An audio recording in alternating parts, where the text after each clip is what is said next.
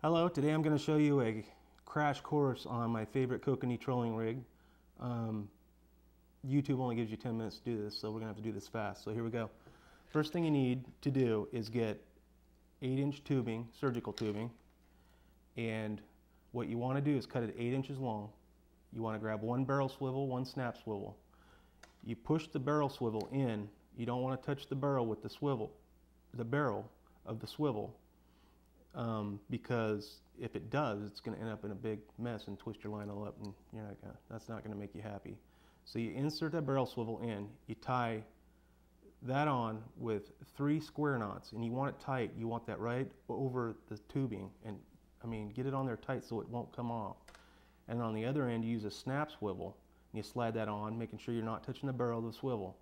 And then you tie that on with 3 square knots, and you want to make sure that's tight.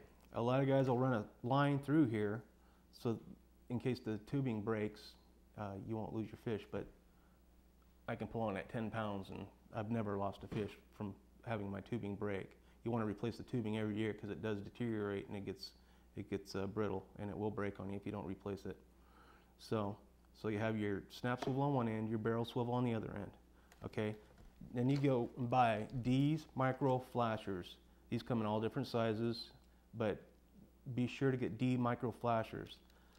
These the resistance that these have when you're trolling is so much less than the flashers that are out there, and they're twice as big, so the fish see them twice as well.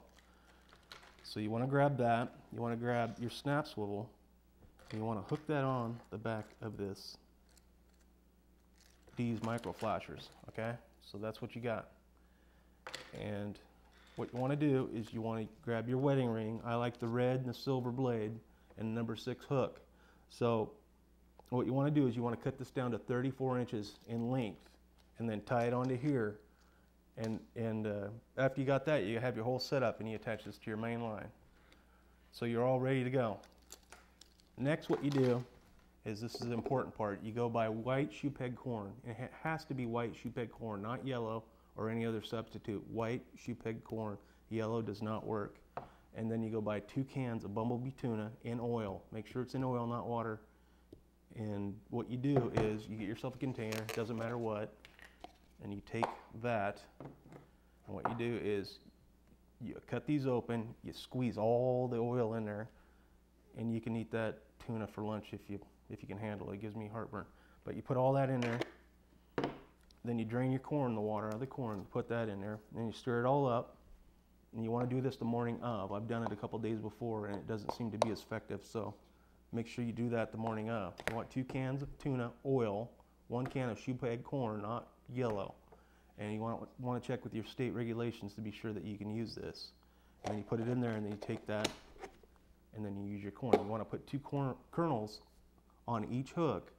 And what I do is, after I put the kernels on that hook, I take the wedding ring and I dip it down inside the oil, and it's really effective.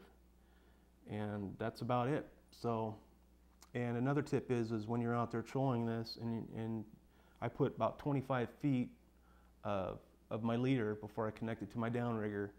And when I'm driving the boat, I like to zigzag the boat, and I like to change the speed off and on, because that'll drop your stuff down to a different level and bring it back up, and it emits strikes by doing that.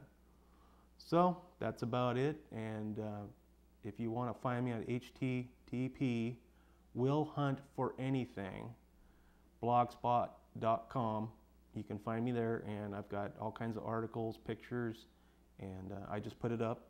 So this is all new, and it'll be continued. I thank you for watching, and goodbye.